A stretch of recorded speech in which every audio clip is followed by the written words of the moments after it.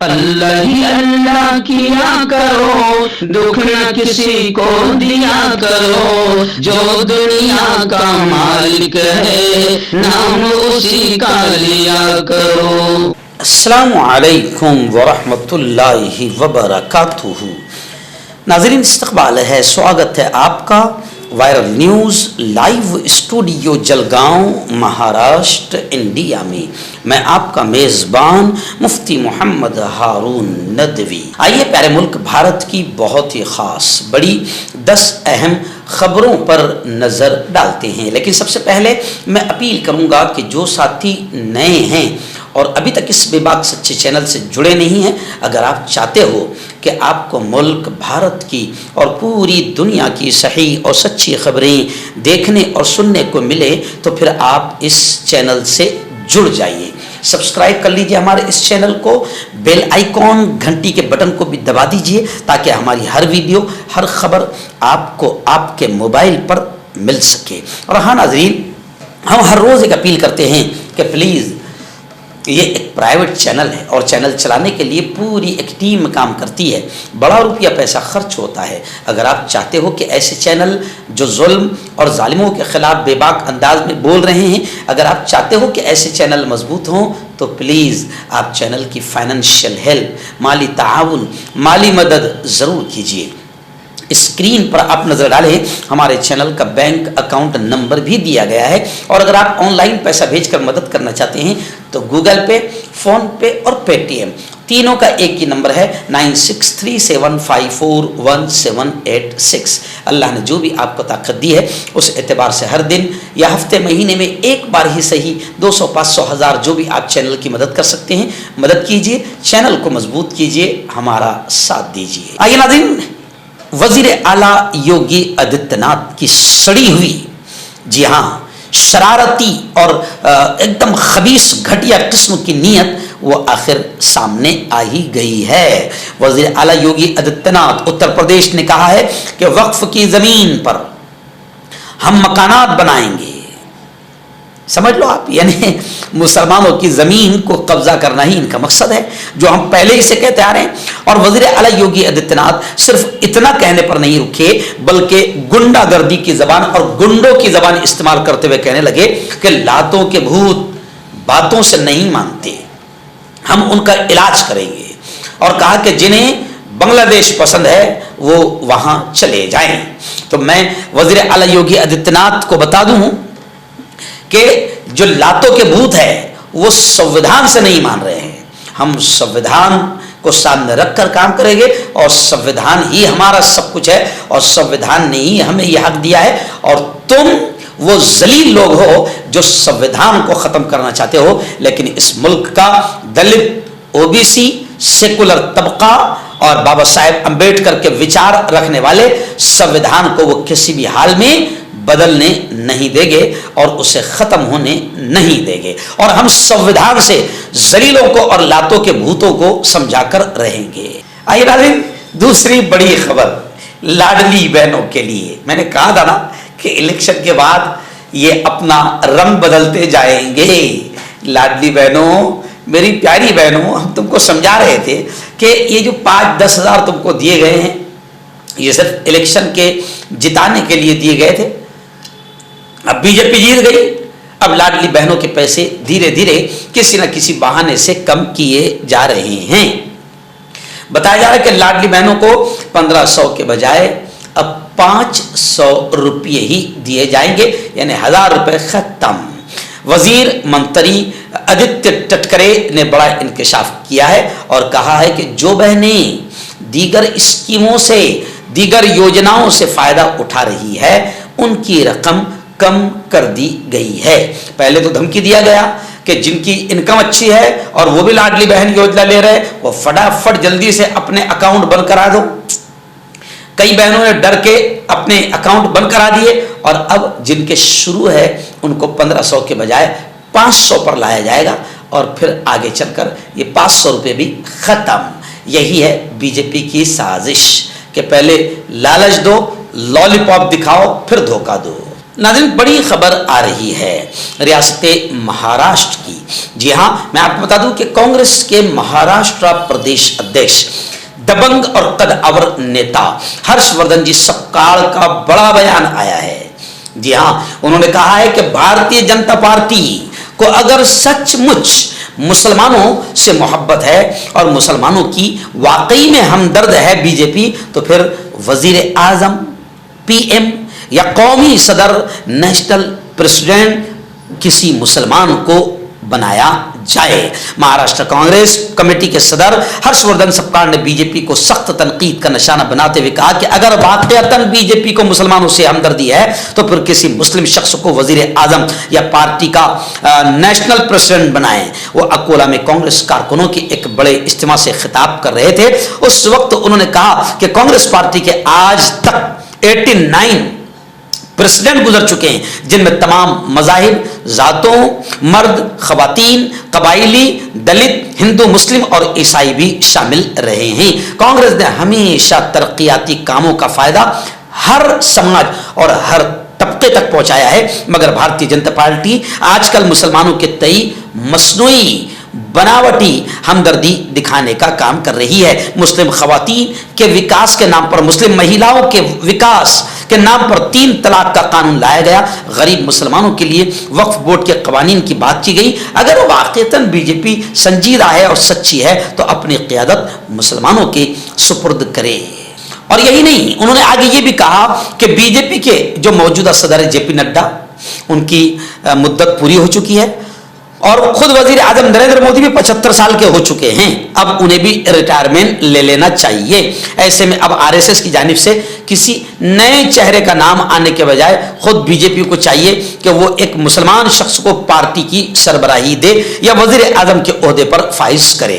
मैं तो कहता हूं कि मुझे ही वजीर आजम बना दो। मैं मुसलमानों का बड़ा नाम भी हूं और मैं मुफ्ती भी हूं और मुसलमानों का धर्म गुरु भी हूं। अगर बीजेपी को सचमुच इतनी मोहब्बत है मुसलमानों से और वक्फ की बात कर रही है कि हम मुसलमानों का फायदा करना चाहते हैं, 3 तलाक का कानून लाकर हम मुस्लिम महिलाओं का फायदा करना चाहते हैं, तो सचमुच अगर बीजेपी को मुसलमानों से इतनी मोहब्बत है तो मैं मुफ्ती हारून नदवी, मुझे वजीर आजम बना दिया जाए। नाज़रीन, बड़ी खबर आ रही है। वक्फ तरमीमी एक्ट, जो एक नापाक, एक शरारती कानून बनाया गया और मुसलमानों के बाप दादा की जमीन पर कब्जा करने और शैतानी तरीके से उसको हड़पने के लिए भारतीय जनता पार्टी ने तानाशाही के अंदाज में इसको कानून बना दिया। जी हाँ, अब सुप्रीम कोर्ट में इस काले शरारती कानून को कई लोगों ने, सिर्फ मुसलमान नहीं, कई हिंदू भाइयों ने सुप्रीम कोर्ट में इस काले कानून, वक्फ तरमीमी कानून के खिलाफ बाकायदा केस दाखिल किया है। और बड़ी खबर यह आ रही है कि आज यानी 16 अप्रैल आज सुप्रीम कोर्ट में इस मामले की समाअत होगी। 15 दरखास्तों की समाअत chief justice of India Sanjiv Khanna और जस्टिस पीवी संजय कुमार और केवी विश्वनाथन की 3 जजों की बेंच करेगी। जो अर्जिया इस काले कानून के खिलाफ दाखिल की गई है सुप्रीम कोर्ट में, उनमें यह कहा गया है कि यह कानून, यह काला कानून आइन के संविधान के आर्टिकल 14, 15, 21, 26, 29, 30 और 300A समेत कई बुनियादी हुकूक, फंडामेंटल राइट की खिलाफ वर्जी करता है ये काला कानून और मुसलमानों की मजहबी आज़ादी को छीनता है।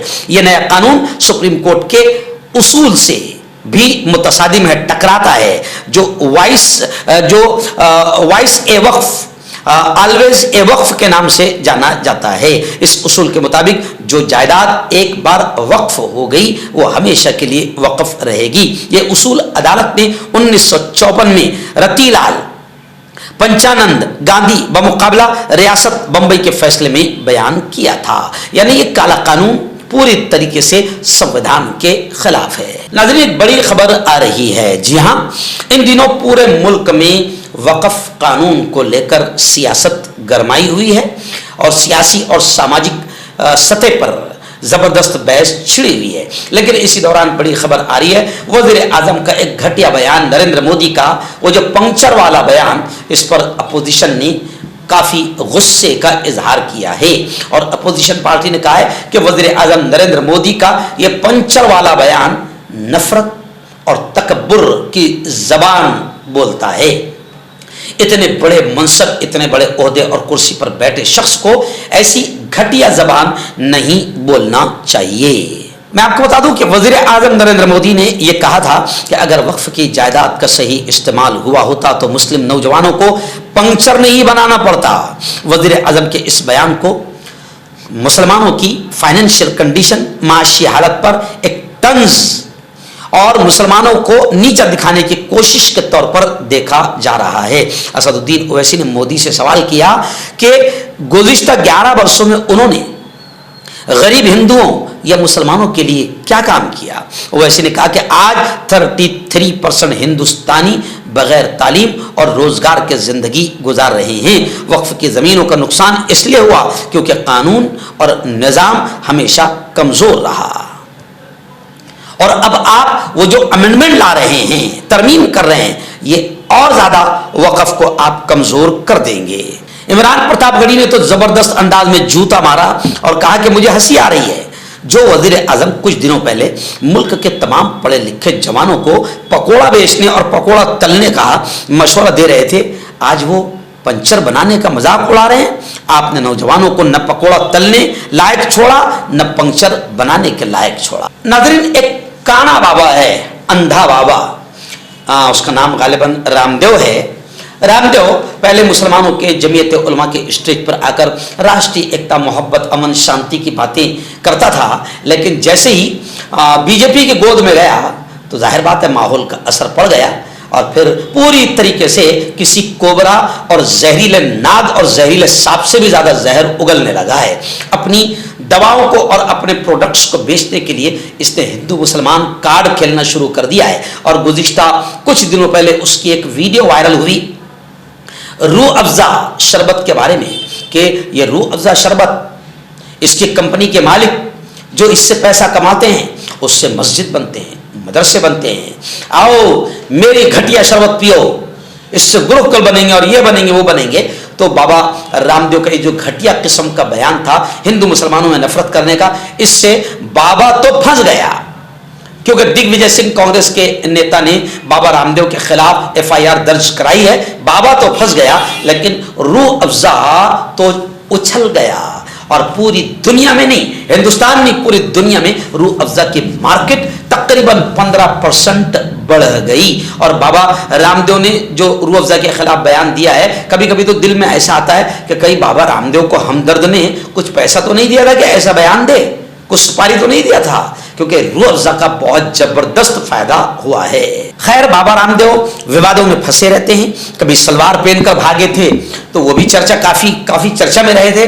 अभी बीच में उन्होंने गधी का दूध पिया और टेस्ट बताया कि वेरी वेरी टेस्टी। अभी फिलहाल कुतिया का दूध पीना बाकी है, लेकिन खैर बाबा रामदेव विवादों में रहते हैं।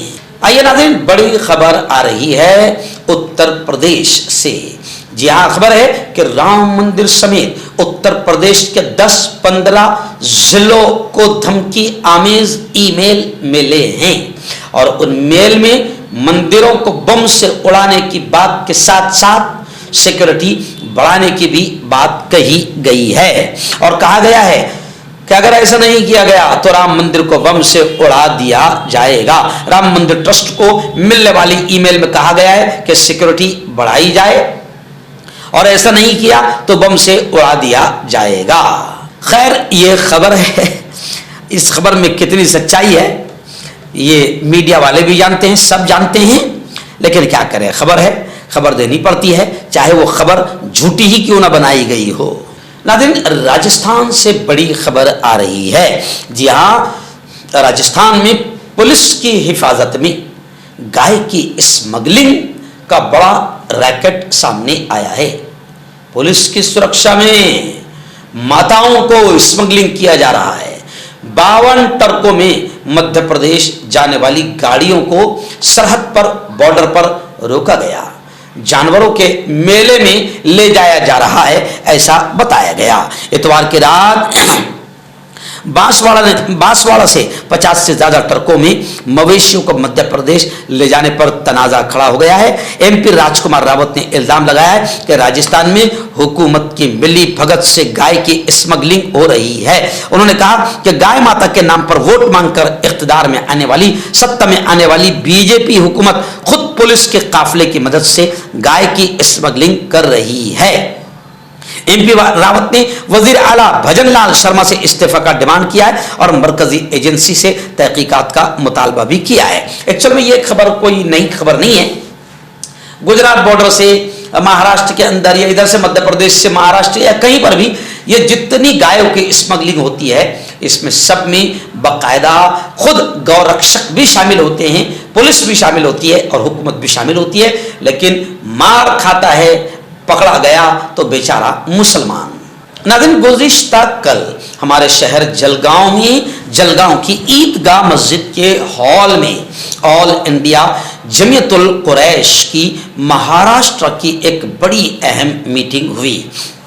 कुरैशी समाज, कुरैशी बिरादरी जो एक बड़ी बिरादरी है और जिनका धंधा है बड़े जानवरों का गोश्त बेचना, और आप जानते हैं कि बड़े जानवरों को लेकर अब महाराष्ट्र में भी माहौल ख़राब किया जा रहा है। हिंदुस्तान में कई इलाकों में बहुत ज़्यादा माहौल ख़राब हुआ है और बड़े जानवरों के नाम पर, सफ़ेद जानवर हो या फिर क्या कहते हैं बीफ के नाम पर कई मुसलमानों की मॉब लिंचिंग हो गई है। जबकि इससे पहले वाली खबर में आपको बताया गया कि अभी 52 ट्रक राजस्थान में पकड़े गए हैं, जिस पर एक नेता ने यह कहा है कि यह सब बीजेपी हुकूमत और पुलिस की निगरानी में गायों की स्मगलिंग हो रही है। तो दुनिया जानती है कि ये गायों की स्मगलिंग कौन करता है, कैसे होती है और इन कसाईयों को खुद बड़े जानवर ले जाकर कौन बेचता है।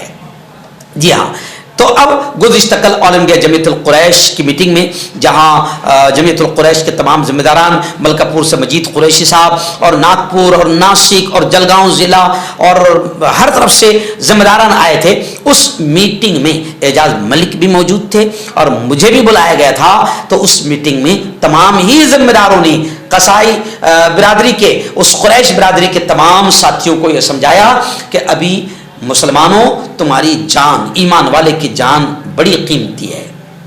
जी हाँ, क्यों ऐसा धंधा करें जिसमें हमारी जान का खतरा हो, हमको रास्ते में पकड़ा जाए और कुछ भगवा आतंकी हमारी मॉब लिंचिंग कर दे और मौत के घाट उतार दे, तो इस्लाम इसकी इजाज़त नहीं देता है। कुरैशी बरादरी के तमाम जिम्मेदारों को ये बात समझाई गई और कहा गया कि देखो, जिन जानवरों की गवर्नमेंट की जानिब से इजाज़त है, अनुमति है, परमिशन है, उन्हीं जानवरों को काटा जाए और जो जानवर बैन हैं उनसे बचा जाए। बल्कि कुछ लोगों ने तो यह भी मशवरा दिया कि बड़े का जानवर गोरा काला सब छोड़ दो, देखो थोड़े दिनों के बाद में क्या हाल हो जाएगा।